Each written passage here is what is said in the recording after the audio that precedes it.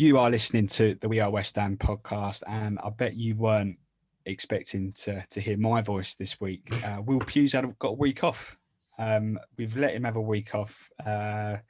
His excuse, well, we won't go into too many details. He does have a job interview tomorrow on Wednesday, so fair play. He wants to use tonight to kind of have one in a while. So I'm sure everyone will join us in wishing Will luck for his interview on Wednesday. But I'm still here. Tom's still with me.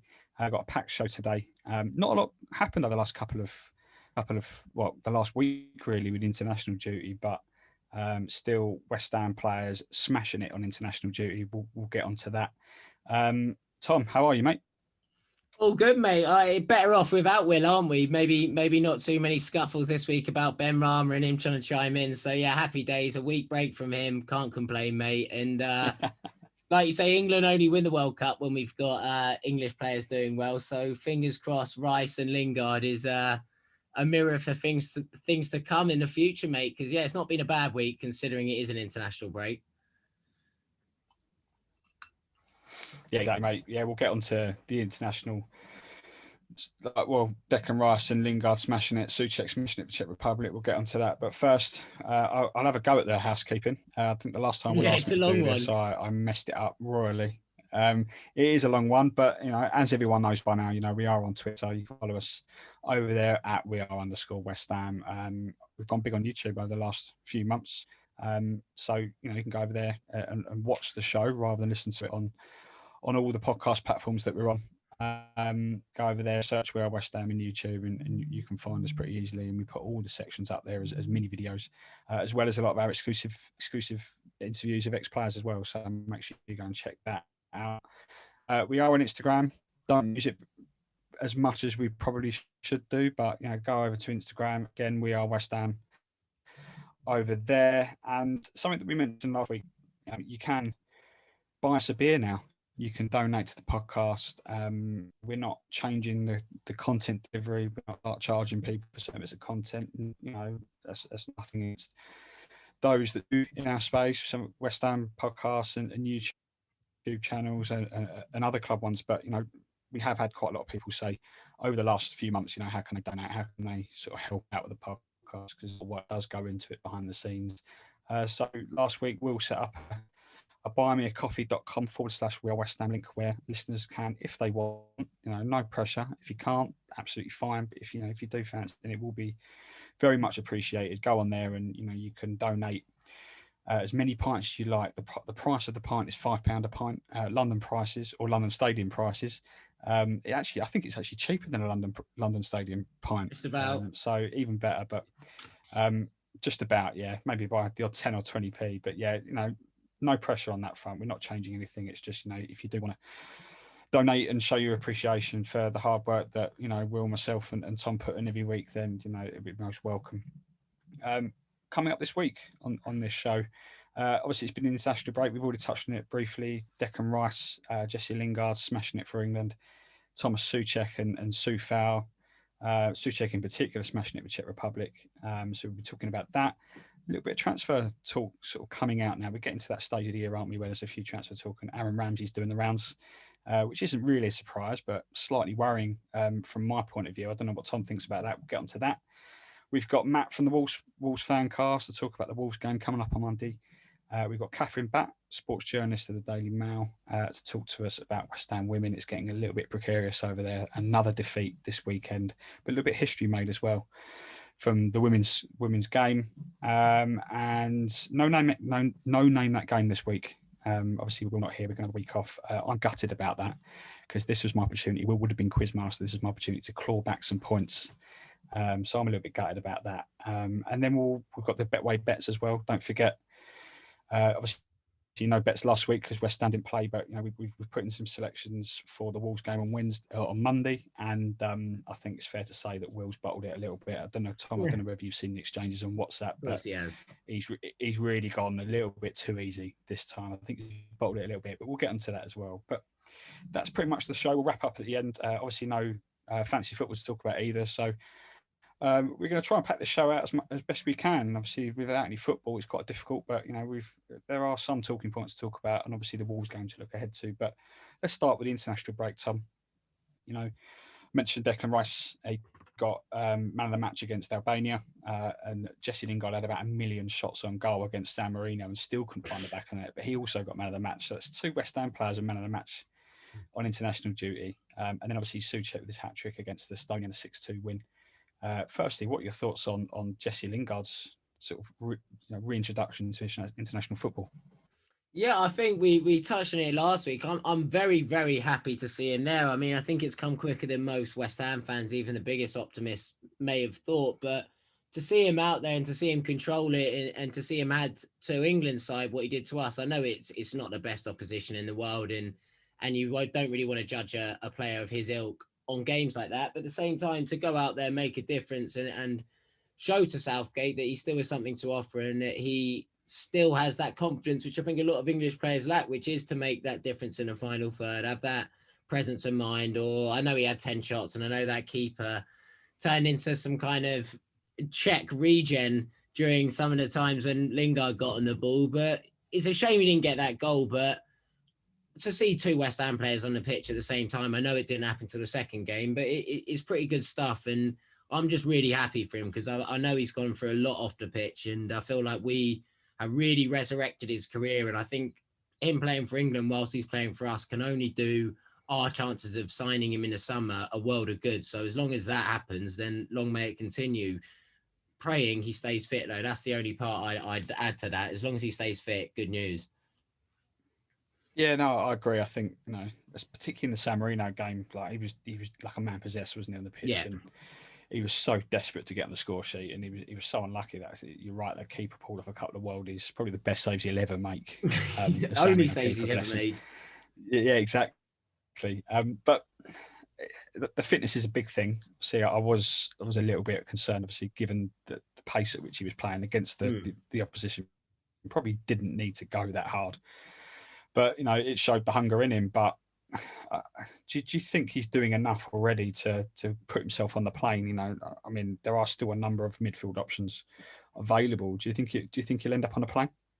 I think Southgate, we've seen through the years, is a pretty pragmatic manager, and I think that he has a core group of players he tends to trust, and I think Lingard falls into that bracket. I mean, don't get me wrong, we've got Foden, Grealish, Maddison, all superb, but zero tournament experience, zero experience of doing it for England ever, really. So I think he's in a good position if he carries this form on for the rest of the season, and even slightly worse than this because he's been lightning form. Even if he just keeps chipping away with a few more goals, keeps contributing to West Ham side, he potentially finishes in the top 6. I think he'll go purely because of the fact he was one of the key men when we got to the semi-final in 2018, and he just seems to offer a lot and seems to have that confidence of big games, and he's been around it, played Champions League. He's 28 now. I think he seems to be one of the most likable people in the sport in the country. So I think that there's a good chance for what he brings on and off the pitch that he will go. I just really hope that he keeps his fitness and he keeps his level of form, or at least close enough to it to get on the plane. But I do ultimately think he will go. I think there's too many risks for Southgate outside of him. And I think if he can have a banker like him to bring, who he knows is ready for that stage, and I think he'll absolutely do it. And I think it's been a bit of a blessing in disguise for Southgate, his return to form, because of what that gives him, and being able to bring another experienced player in the front 6 is huge for him and huge for the country. So I do ultimately think he'll go. Yeah, no, I agree. I think you're right on the fact that it's his international tournament experience that will probably work in his favour. Like one of the best players for England at the World Cup a couple of years ago, and Southgate's going to be leaning on those sort of personalities with that sort of experience. I think the bookies have got England down as favourites, which is mental. It's heavy. Yeah, but I mean, like if we're going to live up to that favourite tag, then and at least put on a similar run that we did at the World Cup a couple of years ago, then I think something like Southgate could do worse than have someone like Lingard in the team, just purely for, even if he's not a starter every week, that experience of being at a tournament. But Declan Rice going to go, and he'll be on the plane. Yeah. I mean, I only saw bits of the Albania game. I was working, but I had it on in the background. But it just seemed like just a straightforward Declan Rice. We see it week in, week out type of performance. Just sort of, assured in midfield, didn't put a foot wrong. So I wasn't surprised really to see him get man of the match. No. I completely agree with you. It was vintage Declan Rice, and if Declan Rice in a better side than a West Ham side where he doesn't have to do 80-yard lung-busting runs. He'll win it, do a 10-yard driving run, take 2 players out of the game, and then give a 5-yard pass to Raheem Sterling, who then goes and does something. And I think you saw it the other day. It's nice to see that. I know it's Albania, and I know people will be the first to get on his back the minute he does do a 5-yard bad pass against whoever it is. But it was nice to see his sort of understanding and appreciation of what he gave the England side that day, because it wasn't like he was doing stuff we've seen him do for West Ham when he does dribble past 5, 6, 7, 8 players, hit the crossbar and do some really stupendous things, which you get caught up and you get to YouTube. And it is what he does for the 90 minutes of the day. He's just that right position, right time. Very, very athletic. I think he's one of the most athletic England players that the country's produced in a long time. 6 foot plus, unreal in the air, brilliant runner. And I think just nice to see him get that recognition when it was in Albania and he didn't score, he didn't get an assist. It wasn't a cheap vote for the man of the match. It was because he ultimately deserved it. And I think you're right. I think he will be first or second name on the team sheet. I think he's pretty much got that role sewn up. I don't know using it, but there's chat about him potentially even being the vice captain. I saw from TalkSport this week between him and Harry Maguire about maybe heading to the Euros as a vice captain. And I think that's an interesting ploy. I can't see many in the squad who deserve it more than him, really. We're not after the last time England had a captain, exactly. A West Ham player as captain. In terms of, before we move on to Soucek, I was quite surprised to see Calvin Phillips start alongside him in midfield. Obviously, there's that debate between West Ham and Leeds fans who's the better midfielder. Similar to when Sean Longstaff was breaking in at Newcastle and everyone was like, who's the best player?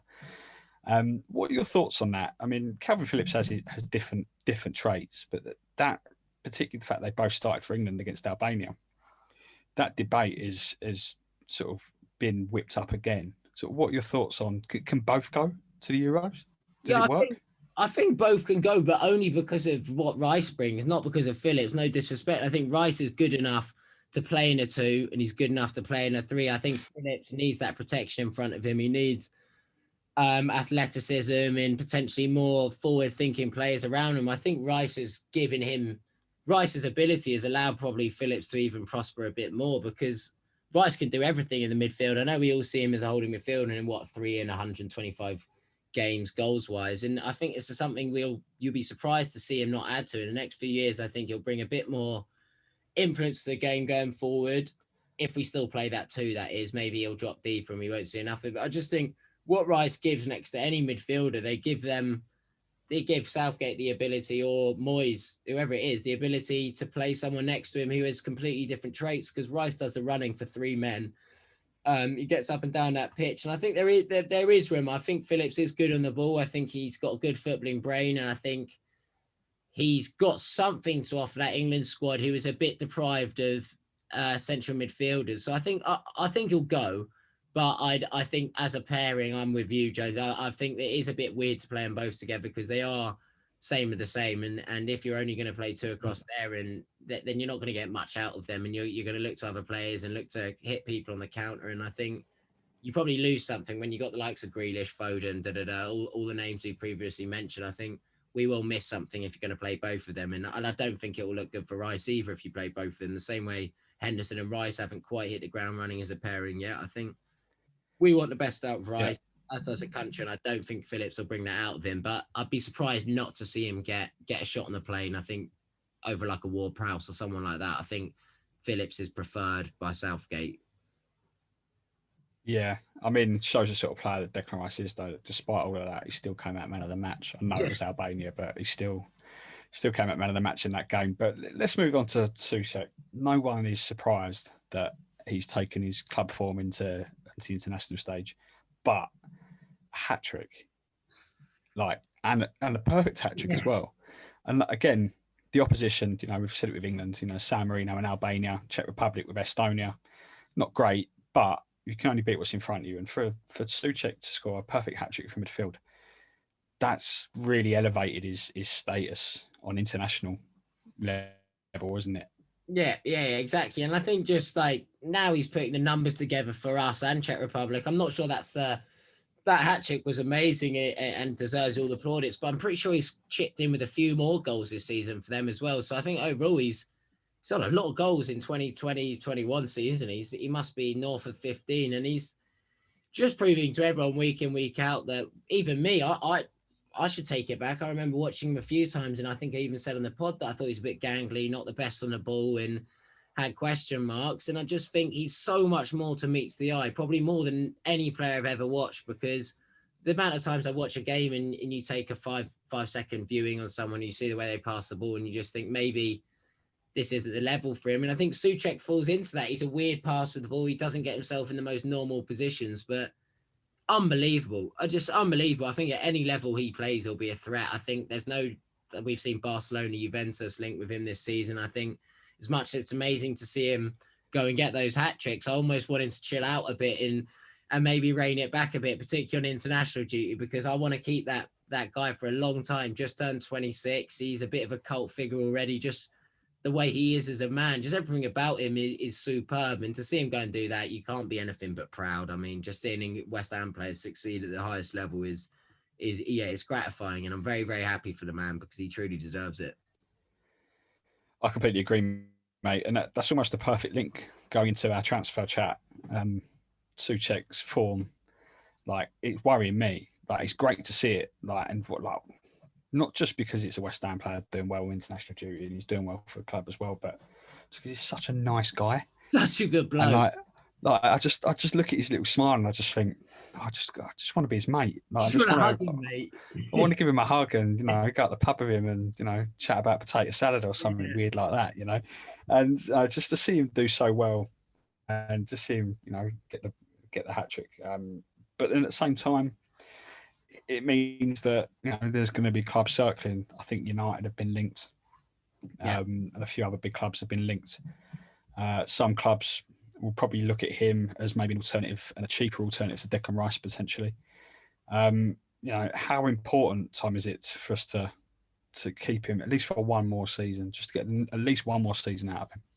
Yeah, I think honestly massive, because of all the rumours and murmurs coming out that we don't actually have that much money. I think because he's not the most fashionable, I know people give him the praise, but it's almost fake praise or laughed at, like in a sarcastic way, like Tomas Soucek done it again, the greatest midfielder in the world. And truly, he's a superb player, and he does a lot. And even you saying that then as an alternative to Rice made me realize he does play that role as much as he scores these goals and he's up and down. That is his role, and he wins the ball back just as much as Rice. He gets around a pitch, not quite as athletically and quite as quickly, but he gets around it just as well, covers more ground. He's got so much to his game, and I think if we do get Europe this year and we struggle to buy players, we can only expect to go backwards. But if we have another year out of Soucek and we get bits and bobs out of players like him, players around him, in the Soufals, and they live up to it, with Soucek there, we can continue to be a European side. I think if we lost him, not only what that would do for Declan Rices of the world and everyone in that squad looking at that and being totally devastated and think this club doesn't want to go anywhere, they just want to get by and have the one good year every 10 years. I think keeping him is imperative, because I can't think of another midfielder in the world. Everyone compares him to Fellaini because it's the only people anyone can think of. He was 6'4" plus, scores goals, gets around the pitch, bit of a leader, and sort of has it all as a midfielder. So I think we couldn't replace him. And I think we've looked 10, 20 years in my lifetime. We've had about 3 good midfielders, and they're Scott Parker and Mark Noble and Declan Rice, all sort of homegrown or bought from someone we all know about. So I think it'd be something the club would probably not repair in time before something unthinkable and bad happens to us, and maybe go to looking not at the top 6, but the bottom 6 again. So I think we've got to keep hold of him, not just because of what he brings, but because of the message it will send to everyone else in the squad. Again, I agree, mate. But how much would be an acceptable fee for him? I've been thinking about this a lot. Obviously, the Declan Rice fees get thrown around 60, 70, 80, 90, 100 million plus. And then suddenly you start seeing these Soucek rumours flying, but there's been no real sort of transfer fee sort of linked to those rumours. And you wonder, okay, well, what do you think the club sees as a fee for that, given that you've only paid 15 million for it? Are they looking at going double that, triple that is acceptable? And in today's market, I wonder sort of how much would be an acceptable fee for Soucek. I reckon, yeah, tough question. Good question. I reckon the club will probably, we've dealt with them, we've seen them enough. Probably double. I think you're right with the double go. I think that's what the club will be happy with. I think they'd laugh at it, saying we got him for 40 million. He's kept us up one season, effectively what he brought, and he may have got his Europe. We'll take 40 million and what he gave the club. But for me, I think I might, obviously we're protective, and he might, no one's worth 60 million. Nobody in the world should be worth 60 million, but I'd say 60 million, I'd be able to take it and accept it because he is. But he's 26. He's got a great age. He's only getting better. It's only his second year in the top flight in England. I think the numbers and everything will keep getting better. He only started scoring goals really at Slavia Prague last 2 years he was there. So he's only sort of transformed and morphed into the player he is for 3 years. So I think he's going to truly get better. But 60 million, and I'd sort of at least allow their decision making, because I understand it, and we are a club who players are going to want to go beyond us at some point in their career. We just got to maximise and squeeze out what we can from them. So 60 million, and I'd sort of accept it, but I just hope no one comes in with that. And even if they do, I won't want him gone. Don't get it wrong, but I'd at least understand it. I think the hesitancy around actually receiving a bid like that is that, okay, that's a fair amount to take for a player like that. I think where West Ham is concerned, you don't really trust the club to be able to reinvest that properly. Like, we're probably the last club on earth that should be getting transfer fees like that, because the money just either doesn't get reinvested or isn't invested or reinvested properly. So that's my big worry, is that, okay, yeah, we might get 50, 60 million quid for him, but they ain't gonna find a replacement for him that does that job. You're not gonna find a replacement that does the job as well. But yeah, that's my big problem. But another transfer story as well, Jesse Lingard. What 1 week it's we're going to sign him. He wants to stay. The club want him. In talks with Man United to do a cheap deal. I think 15 million quid was on the cards. And then 7 days later, it's Man United have done a U-turn. They're going to offer him a new deal. And it's like, how is this one going to go? And to be honest, if we get into Europe, I think that's got to be priority to get Jesse Lingard in, don't you think? Yeah, 100%. I think no matter what happens, and ideally it's Europe. Hopefully, I don't want to envisage a scenario we don't have Europe, but it's a possibility. But whatever happens this season, I think we got to get him. We got to get him straight away. I mean, he clearly loves it. I feel like he's clearly, like we've already mentioned the last few weeks on the pod, with and without him, we're a different side. We're not a bad side without him, but we got that little bit of difference which makes us a threat for the other teams. We don't just soak pressure up, hit them on set pieces and counters. With him, we're in our own right. We can hurt anyone from any position on the pitch when he gets on the ball. So I think it's imperative we sort of get that done. And I don't blame them for whether it's a contract to keep him there to make clubs like us have to pay upwards of 15 million. I don't know, but yeah, it's scary stuff, because anyone, the way he's played for us, I think anyone in world football would look at him and say, yeah, he'd do all right in our squad. He'd be handy for us. So don't blame them doing it, but it's just one of those ones. I know there's complications, and I should just be grateful we got him, but I sort of wish we had something in play already where we knew we were going to get him for 8 million in the summer, and that was brilliant, or 15 million, whatever it was. Just know we're going to get him, because you just know the clubs like Everton and all those and all the Northern Manchester clubs or whatever it is, they'll all be circling, and we'll be back in the queue again. We'll have had 6 great months that we've given him, and but we all know that things like money come into it, where he lives, where his family lives in it, and it'll all be a factor come the summer. So we just got to sell him and try and finish the season off as best as possible. And if we do get Europe, like you say, I think he'll absolutely want to be there. I think he already does want to be there. It's just a matter of how difficult Ollie and United are going to make this whole scenario for us, because it will probably rage on all summer, won't it? Yeah, I think he's shown a lot on social media, and the fact that you see him on like even the club social media when they're doing videos of him or pictures of him training and stuff like that. That he's just loving life in London, and what sold it for me was when he put that picture of him and his daughter both wearing West Ham kits at home.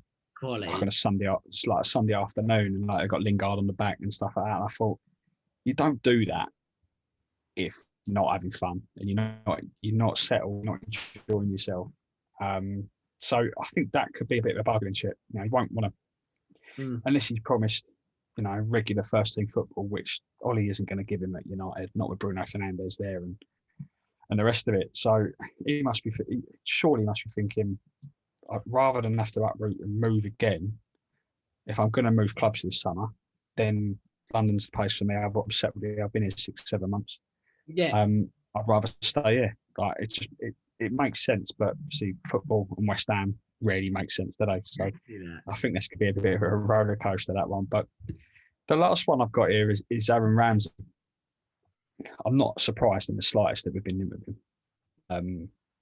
But it does surprise me that we're allegedly leading the race for him. He's 30 years old. He's on £400,000 a week at Juve. He's doing well for Juve as well. He's had a couple of good seasons for him. But apparently we're leading the race for him, and looks like we might get him on a cheap. But it doesn't really fall under David Moyes' new transfer strategy that he said he's got. And it kind of feels like this is Jack Wilshere Mark II. Yeah, no, I'm with you. The main reason why I can't see it happening, every other thing makes sense. He's 30, he's injury prone, and he's on 400k a week, which just screams of David Gold and Sullivan slapping 200,000 in, giving the 10 dog and trying to sell shirts with it. But the only thing that we now have, which is a bit of a difference maker, is exactly what you said. He just doesn't fit the Moyes bracket. I mean, even Lingard, people said that signing, it's because he knows him. He knows what type of kid he is. He knows the type of guy and the type of work ethic he has. And I think that Ramsey, not saying he doesn't have that, but he's also got that injury prone label. And I think exactly what Moyes has been reiterating that he wants to stay away from. And I don't deny it. I think Ramsey's a superb player on form when he's fit and firing. Not even firing, just when he's fit, he offers any side he's in a lot. But what West Ham going to get out of him? A year and a half, 12 months, he's going to have the drop down from Juve to us mentality, unless he's some kind of psycho and unbelievably talented mentally and has the ability to transition going from the Juve and competing with Ronaldo's and them every day to Soufal and the boys. I just can't see it. I just can't see him being a fit, and I just can't see him being the type of person who's going to come in and truly maximize this opportunity like a Lingard necessarily has done and be that hunger and have that hunger to succeed. I think coming back and being successful at Juventus it just doesn't seem right for me, because he has been in and around their squad. I think he's sort of looking for his last paycheck in European football before he goes to an MLS, and I really hope we're not the club to do it. Not because I don't think he'd be good, just I don't think he'd be good for long enough and be able to really have an impact in a 38-game season because of the type of injury record he's had. Yeah, it does scream of, he might be good for us, but are we going to get our money's worth out of him? Because he's not going to want anything less than 200,000 a week if he's on 400,000 a week at Juve. And can we even afford those wages? I know Lanzini's probably going to be on his way out. That frees up 100,000, but I'd rather throw that 100,000 at Jesse Lingard. Yeah. To be honest, than Aaron Ramsey. And it screams of a player that's going to arrive. He might have one or two impressive games, and then suddenly he's injured for 6 months or a few months, and suddenly it's like, well, what's the point of that? But yeah, it's got West Ham written all over it, even though for the last 6 months we've been told that this isn't the transfer. This isn't the transfer strategy that the club are going to do anymore. David Moyes wants to go into the Championship. He wants to sign young, hungry players. He wants to get a couple of gems from Czech Republic, like he's already done. Slavia are going to be waiting for the phone to ring at any point in the summer, aren't they, for one or two of their players?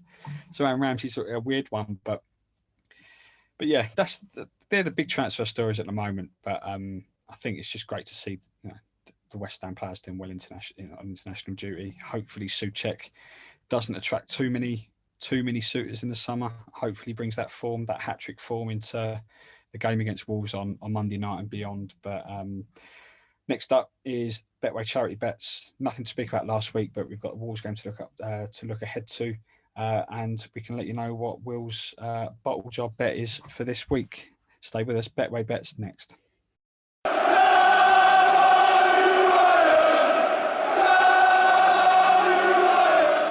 So you are still listening to the We Are West Ham podcast with me, James Jones, and Tom Edwards. No Will this week, as I've already mentioned. He's got a job interview on Wednesday.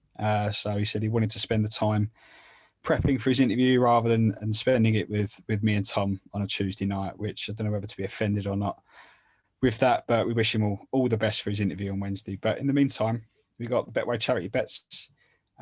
Will sent his in earlier. Actually, Chad said computer said no when he sent it in, so he had to redo it.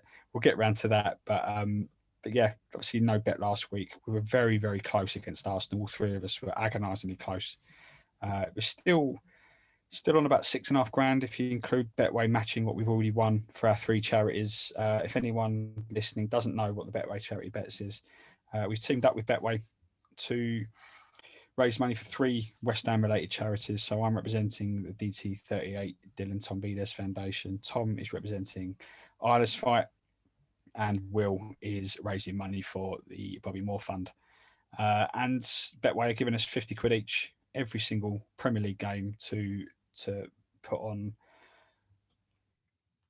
put a bet on anything that we think is going to happen in a West Ham game. I think I've won a couple, Will's won a couple, Tom, you've won one or two as well. Well, you got one. Desperate for another one to draw level with everyone, but yeah, it's been good fun. But we still think that there's a few good few £1,000 still to be raised between end of the season. I think we've got eight or 9 games left between now and May. So Tom, you want to kick us off for what you got for the Wolves game? Yeah, so this week I'm not being as ambitious as I was recently, purely because I want that second win. But this week I've gone both teams to score, Lingard first goal scorer, and over 8.5 corners. It's not the most exciting bet, but I just feel like I just fancy it to be a score draw again. I just see it being that sort of game. And Lingard, you can't bet against him right now. And if you're going to go for someone, as Chad always says, pick a goal scorer. And I thought, can't pick against him. So got to go with Lingard. But fingers crossed, mate, because due a second one. And we've been so close for so many weeks in a row now. It's just getting the last one over the line. So fingers crossed these last 8 happy days. Yeah, I've gone a similar route with Jesse. I've gone Jesse to score any time. I think just the form he's in at the moment, he's going to be in and amongst the attacks. He's going to be involved one way or another. But I've gone West Ham to win 2-0. We beat them 4-0 at London Stadium. They've not been as potent in front of goal as we used to them being. Obviously, no Raul Jimenez still. He's still out injured. He's out injured for the rest of the season. And I've gone for under 2.5 goals. Normally I go for the overs, but this time I've mixed it up a little bit and gone under. I think it'll be a tight affair at Molineux. Jesse will get in the score sheet, but yeah, it's going to be a low scoring win for the Hammers. And then Will's bet. Now he did go for West Ham to win, no penalty to be awarded, and a goal in each half. And Chad from Betway came straight back in the WhatsApp group and said that is going to return nothing. It's going to be, it's going to be at least evens, probably not even that. So can you change it? So I was expecting Will to come back with a really creative, a little bit like his Ogbonna one that he got the big 25-1 winner early on in the season. I thought, yeah, he's going to go big. He's got to go big. Instead, he went, just keep the rest, but change it from no penalty to be awarded to a penalty to be awarded. So we don't know what the odds are going to be on that yet. We'll find that out sort of Thursday, Friday, and we'll tweet those out on our Twitter account when we get those in. But that's going to be 3-1, probably.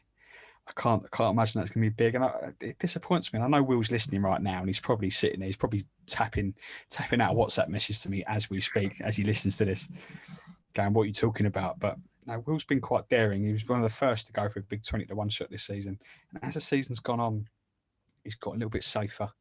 He's got a little bit. I don't know. The way I see it, he's bottled it. Yeah, he's bottled it. This is the time. This is the time to go big or go home, isn't it? Yeah, exactly. Yeah, I think it's the real reason he's not on a pod, mate. He doesn't actually have a job interview. Dad's just giving him a telling off at this point. But yeah, he has been quite, and also tend to be when he's gone for it, he's got either close or he's done it. So, but who am I to say? Because I've got one. But yeah, I fancy Will for a bit more than that. He talks the talk, but seldom walks the walk. So next week, let's hope he gets Craig Dawson double, one in both nets, and just gets a real big one out there for the boys. That's it. Yeah, I mean, to be fair though, he has won the most money for his charity out of the three of us. So it has worked for him this season, but just wanted a bit more, Will. It's annoying isn't it? It's annoying that he's won the most. Yeah, it's very annoying Yeah. because we're trying to go big every week, and he's just playing it safe and just nicking the little ones. But yeah, no, I mean he has one. He's done. We've all done a really, really good job for charity so far, and so that's Wolves bets out the way. If you want to back those bets, you can do that as well. If you go to the Betway app or website, find the fixture Monday night, Wolves v West Ham. Go over to the Bet Your Way section underneath our fixture. Scroll down and you can find our bets. We'll have all our individual names, and we are West Ham Podcast next to those bet selections, so you can join us and whack a few quid on. I do it every week. I back my own bet every week, and obviously I've lost a lot of money along the season, but I have obviously raised some money as well for charity, so you win some, you lose some in the end. But so that's Betway this week, but stay with us because we've got Matt from the Wolves Fancast to preview Monday night's game at Molineux next.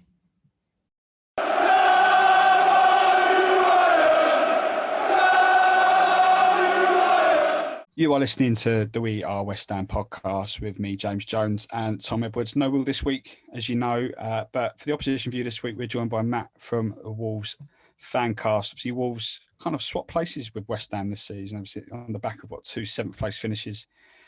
I mean, us sort of struggling against relegation for a couple of seasons, but the table seems to have turned between us and Wolves.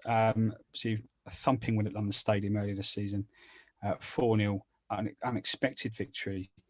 But Matt, thanks for joining us. Welcome, guys. Hello.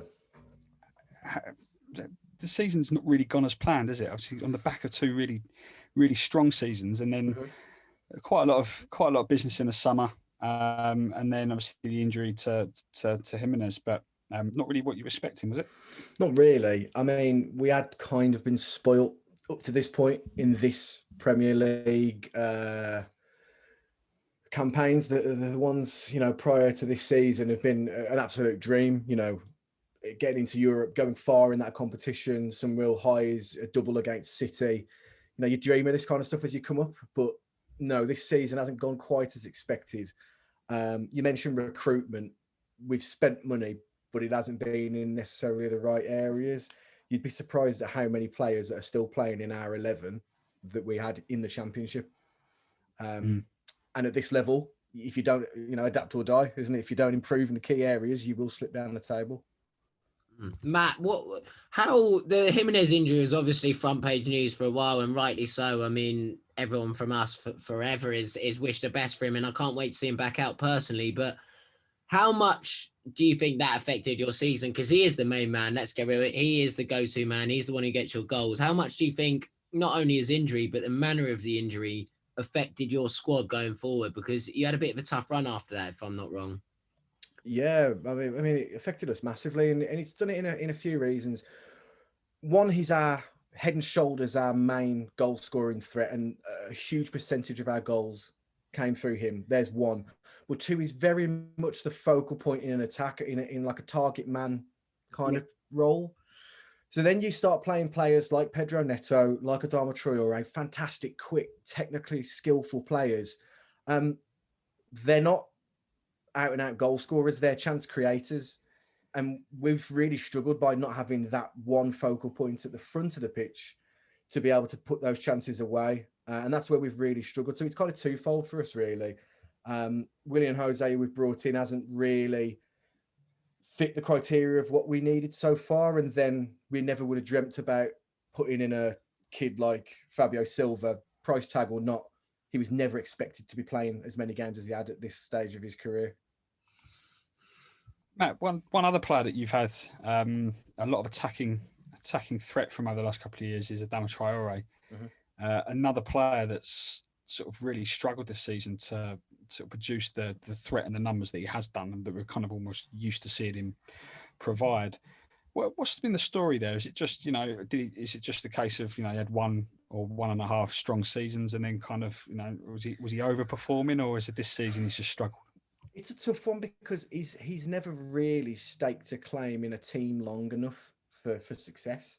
I mean, he has dotted around clubs, and I think he's yet to find his style of play that,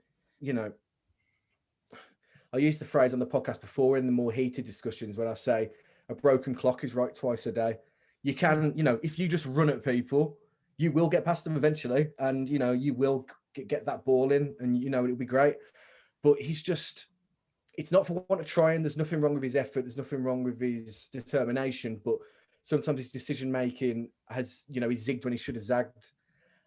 I don't think, again, not having someone like Jimenez up front, for him to have a target to play at, hasn't helped his game at all. Because when Jimenez was in the squad, Traore played much better because he's got a target man to get the ball to.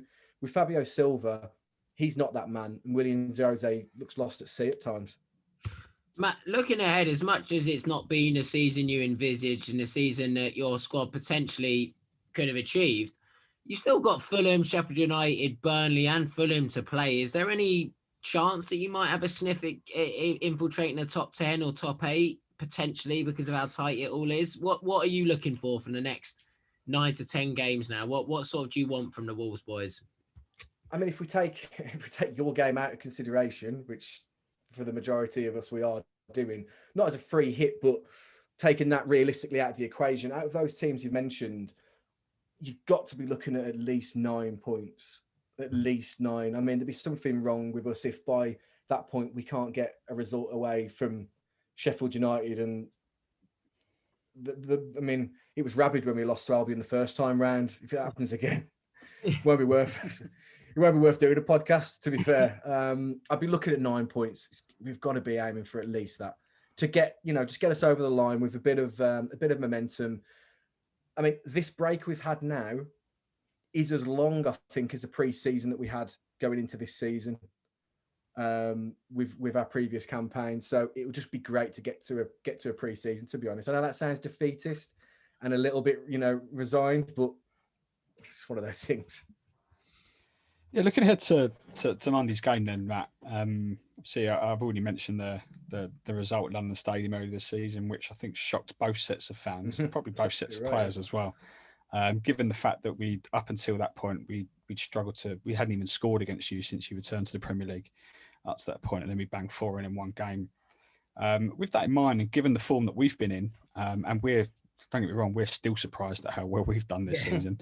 How do you see this game going? I mean, it's not what I'm looking forward to, truth be told. I've been really, really impressed with the way you guys have been playing this season, and it's not a fluke.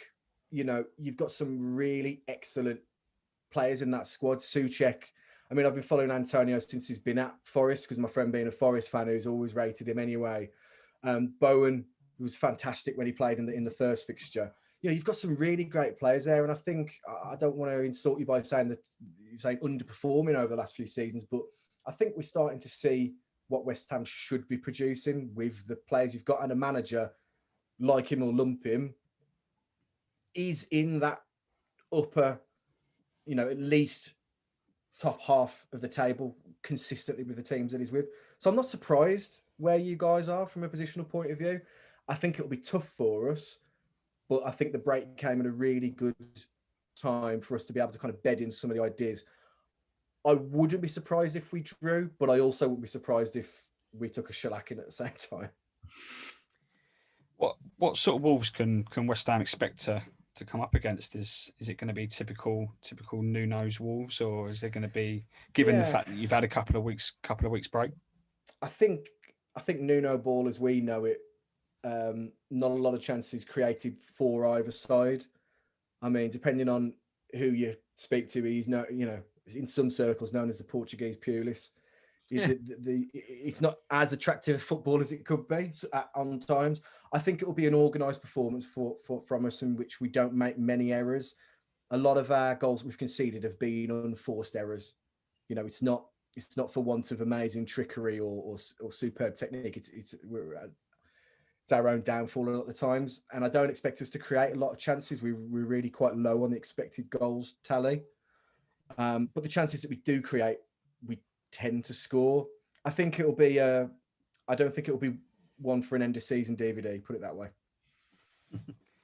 Okay, well, I'm going to put you on a spot here. Let's have a score prediction ahead of Monday night's game at Molineux. I'm going to go a hopeful score draw 1-1 with a Willy Bolly header to even it up, as he's just scored today. Nice. I think you're the first opposition view guest that's come on for a long time that's not predicted their team to win, and instead just gone almost sat on the fence a little bit. So yeah, I mean, I'd be quite happy with the point. Tom, what do you think? Sadly, I said it earlier. I think we might draw. I think we've always struggled at. We got a history of struggling. I think it might be a 2-2. I'll go a little bit more ambitious, but I think 2-2. I do think they're a good side, and they've shown a little bit less than they have got this season. So 2-2.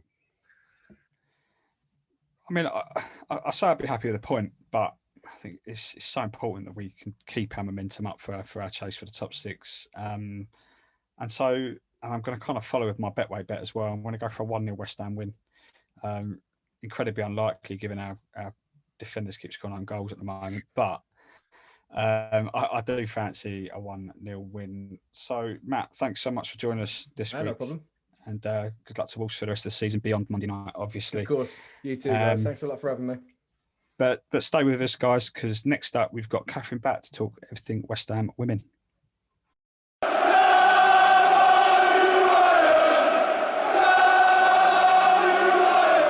So that was Matt from Wolves Fancast for the opposition view ahead of Monday night's game against Wolves at Molineux. Straight into another guest, friend of the show, Catherine Batt, Mail Sport journalist, to talk about everything West Ham women. It's a historic game at the weekend, although it didn't really go to plan at Old Trafford against Man United. Catherine, before we get on to West Ham, firstly, thanks for joining us. I wanted to ask you about Rebecca Welch. It's been announced that first female referee to be appointed to an EFL match. I know it's not women's football related or West Ham women related, but it's kind of a huge step towards sort of women in sport, and it's a huge decision to give a female referee a men's football match to officiate. I was just wondering sort of what your thoughts on that. Obviously, given that it's a monumental decision, it's one that we've been kind of waiting for and kind of expecting for a while now, but it kind of caught a few people off guard, I think. Yeah, well, it's obviously really positive.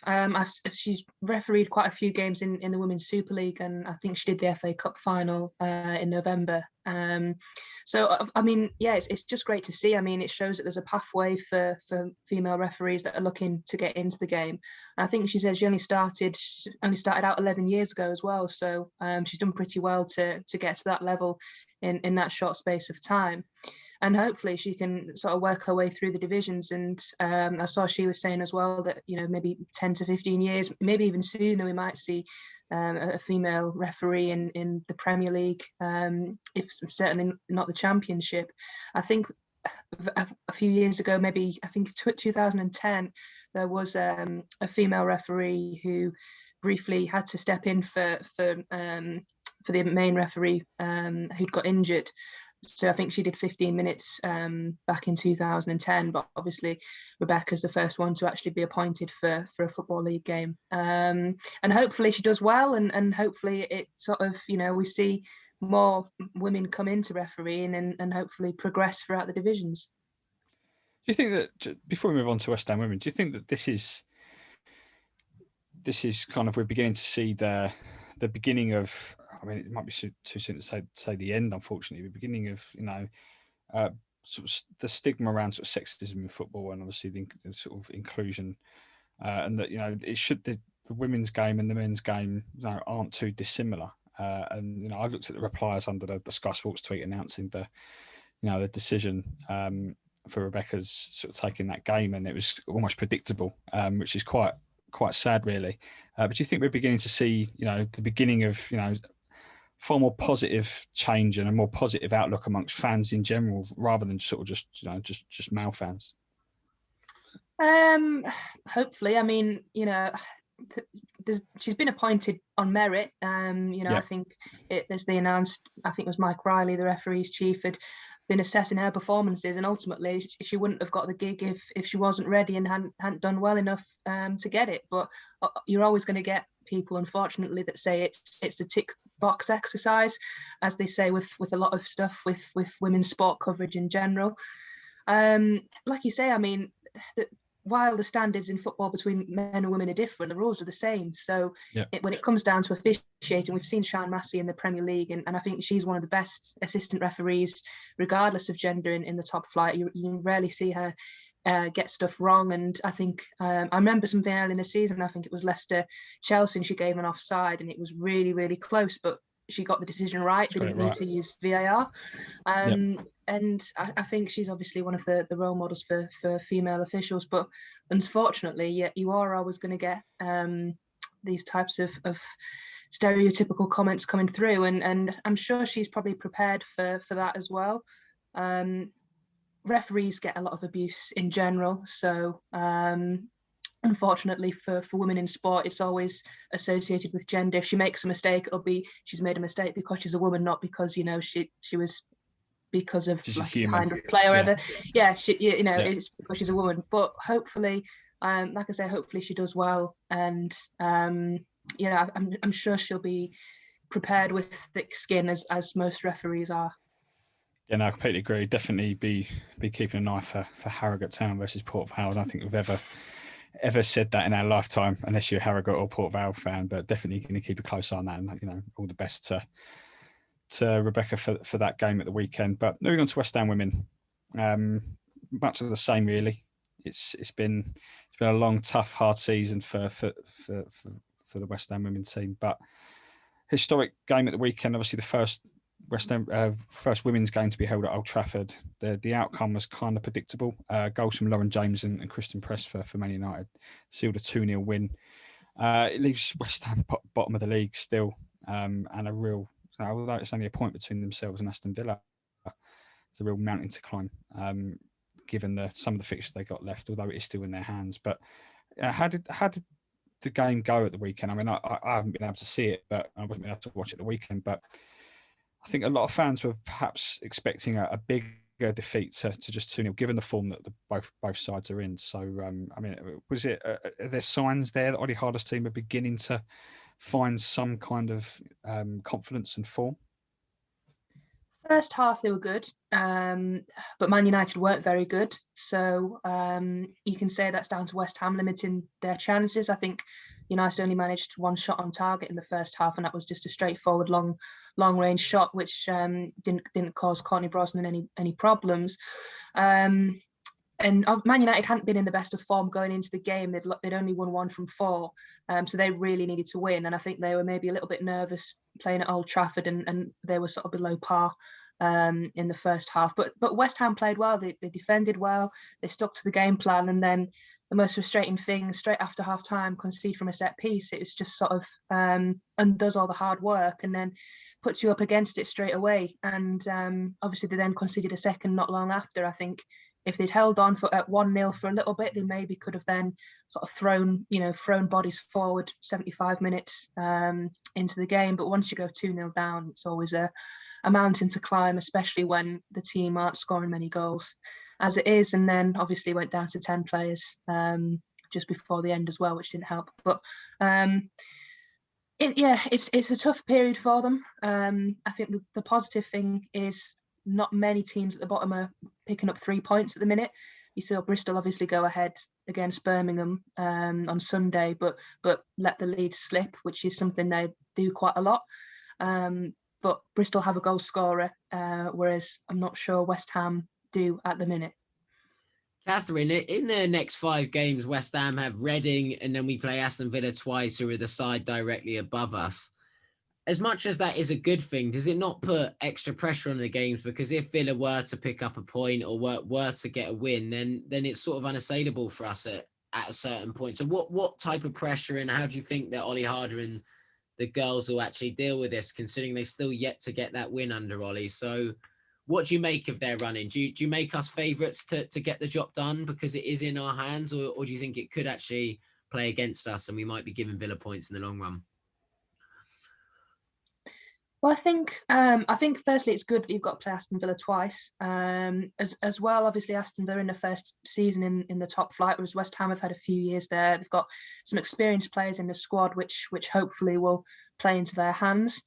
Aston Villa have been doing a little bit better in terms of they've picked up, a few more wins here and there.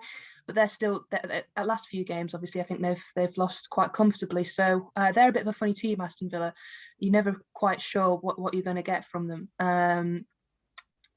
It's going to be tricky. I think it's going to go down possibly to the last few games. And I remember saying, I think last time I was on for West Ham, you do not want to be going into the last day of the season needing to get a win or a point, because obviously it's Manchester City, and unless their title hopes have already gone, if they lose to Chelsea, or if they only draw, and maybe they've got other stuff coming up there where they maybe take the foot off the gas in the final game, but even so, they've got quality kind of throughout, and you probably wouldn't fancy West Ham's chances of getting much on the final day. So you need to kind of be going into that game not bottom, and hoping sort of maybe the other teams around you drop points as well. But like you say, those two games against Aston Villa are going to be crucial, and I think the important thing is to make sure you don't lose the first one, because that gives Aston Villa confidence. If you can just make sure you at least draw, but I think realistically you've got to be going in to get 3 points from that one. Yeah, I think before those two big Villa games, obviously Reading this weekend, and in between those games is Everton, a tough game against Everton. But the Reading one this weekend, Reading kind of struggling for form a little bit, only 1 win in the last 5. That one stands out for me as probably more must win than it should do, given the fact that there's 2 Villa games to come. I mean, how big is Saturday's game against Reading? Again, Reading, another team where you're not quite sure what you're going to get from them. 1 week they beat Manchester United 2-0, and the next they lose to Bristol, and then they drop points again. So they're a funny team. They held Manchester City to 0-0 until the 87th minute at the weekend, and it took a bit of brilliance from Lauren Hemp to create a goal for Chloe Kelly. So they are a hard team to beat, but I think that game probably suited them in a style of they probably set up to defend, whereas I'm not quite sure what their game plan will be with West Ham, whether they'll kind of take the game to you, and whether you'll kind of set up to sort of frustrate them and maybe look to get a goal on the break, or whether Reading will kind of let West Ham dictate the play. I'm not quite sure how it'll go, but I think you see how Bristol beat Reading. I think you're looking at that game and thinking it's definitely one you need to take points from, but it's a big chance to get the first win under Ollie Harder. And once you do that, once you get the first win, the confidence will definitely go up. Catherine, is there extra importance and expectation now with the whole TV deal, which is monumental and brilliant for the game and brilliant for the sport, but does that put more pressure on Sullivan, West Ham, and everyone at the club getting this right? Because obviously it's going to become more and more lucrative, and rightly so, the game's going to grow. So is there an extra pressure for West Ham to get this right? Not only because of where we'll play our football next season, because of what Jack Sullivan and the way West Ham, the ownership, will look at the women's side if we're in the WSL or if we're not. Well, yeah, I mean, since West Ham sort of launched the women's team, they've always struck me as being, an ambitious club. And I think when Ollie Harder came, obviously the aim was to first secure, top flight football for another season. But he was kind of talking about, pushing into with those top 5, top 4 teams. But you need to be in the top division to be able to do that. And obviously the money that's coming in, while championship clubs will get some of it, primarily it's going to be those teams in the WSL that get the chunk of it. And I think it's based on, so the teams that finish higher up will receive more as well. So there is an incentive, and there's going to be more coverage probably of the top flight than there is of the championship. And as well, if you do get relegated, I think Liverpool going down has shown it's not easy to come straight back up. It's a very competitive league with more teams turning professional, and sometimes the team that goes down, they're on a downer or the next season because of suffering relegation before. And of course, you may lose players who want to go and play in the top flight. Some of the better players at West Ham will be thinking they want to be part of that WSL next season with, like you say, the exciting TV deal that we've seen. So I'm going to put you on the spot a little bit here, Catherine. And honestly, do you think West Ham women have what it takes to stay in the WSL this season? Will they stay up? I think they do. it's like I say, it's just about getting that win, and I think this game at the weekend is going to be key. I still have faith in Martha Thomas. Before the game, Casey Stoney was talking her up. On Saturday, she was just isolated. She had no support, no one really getting close enough to her, and she looked frustrated. And then she got taken off, which I thought was quite strange. When you need 2 goals and you take your main striker off. She just needs to get one in the back of it, a 1-0 win against Reading, and suddenly it changes like that.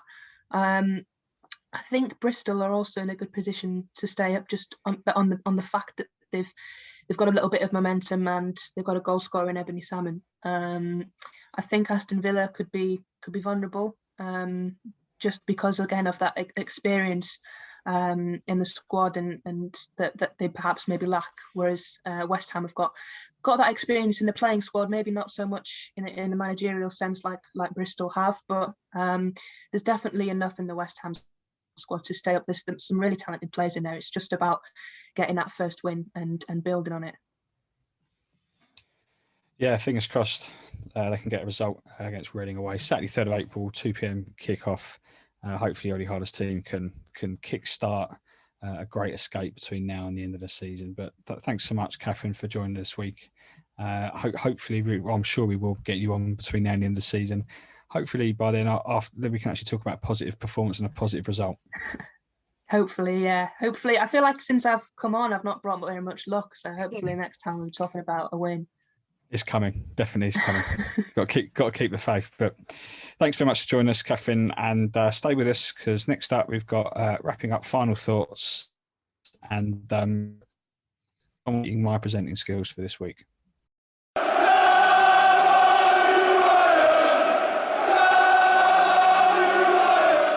So that was Catherine Batt talking about all things West Ham women, and it's getting a little bit precarious for Ollie Harder's team, but it is all still in their hands going into the final few games of the season. But that's pretty much it for this week. I hope I've done first of all Will proud, because I want to make sure that the real presenter of the podcast is happy with my presenting skills this week. But obviously you proud, and even the listeners proud of my presenting skills this week. Tom, what are your thoughts, mate? Did I do it good? Mate, absolutely. You stood up.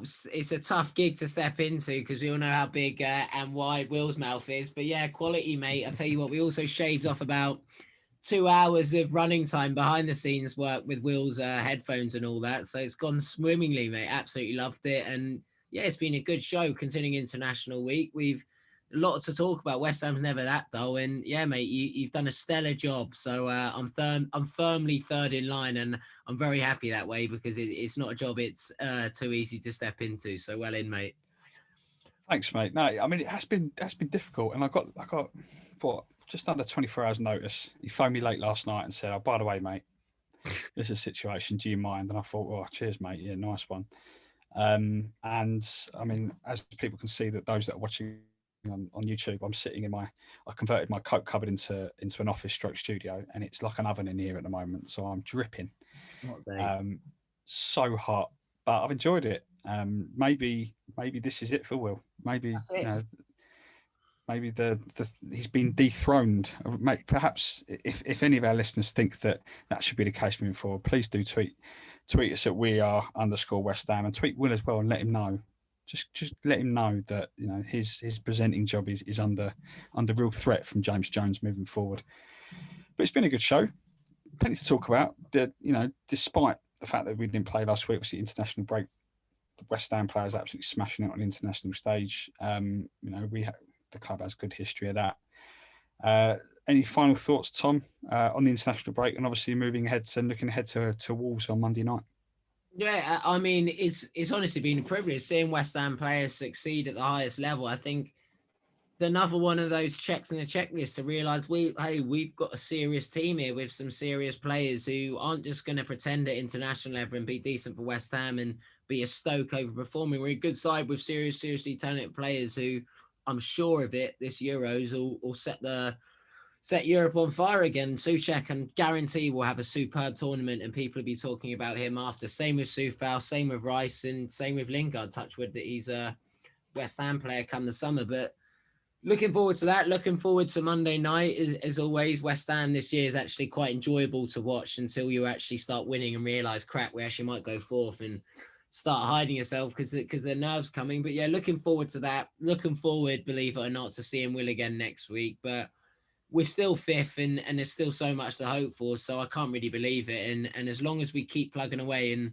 keep us in the hunt until the 36th, 37th game, I'll be a very happy man. So long may it continue, and thank God it's back.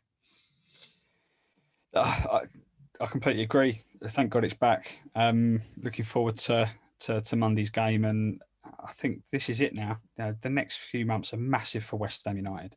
Absolutely huge. It kind of almost what happens between now and the end of May could define where West Ham go in the near future in terms of, are we just going to become a mid-table club, or are we going to go backwards, or is this finally the beginning of what West Ham fans were promised, and a nice period of us actually challenging for something meaningful rather than can we make sure we finish 11th rather than 12th this season, or can we make sure we're 17th rather than 18th? So a lot to happen, and obviously we've got Euros in the summer. Chance to watch our boys Jesse Lingard and Declan Rice for the Three Lions smashing it at the Euros, and hopefully we'll be able to be watching that in the pub if Boris behaves himself and makes sure that he sticks to his word as well. But that's been the We Are West Ham podcast this week, hosted by me for a change. Next week we will be back. Tom will be with us as always. But before we go, make sure you are following us on Twitter at @WeAre_West Ham. If you are listening on iTunes, YouTube, wherever you get the podcast, we would really appreciate if you did leave us a review, 5-star review, say some nice words. We often read out the good reviews as well, the nice reviews. And even if you send a bad one, we'll probably read it out as well because it'd be a laugh. We're also on YouTube. Make sure you subscribe on that and comment. We release all the different sections in individual videos on YouTube. So any subscribes, any likes, any comments on there, much appreciated. And I think that's pretty much it for the wrap up. I don't think I've missed anything, have I, Tom? No. Again, no. Bulletproof, mate. Seamless. Yeah. Seamless. I'm getting good at this. Okay, well, that's it. Thanks for listening. Look forward to seeing you next week. Stay tuned. What's the next one? Coming New Irons. Yeah, up the West Ham. And we'll see you next week. That's him.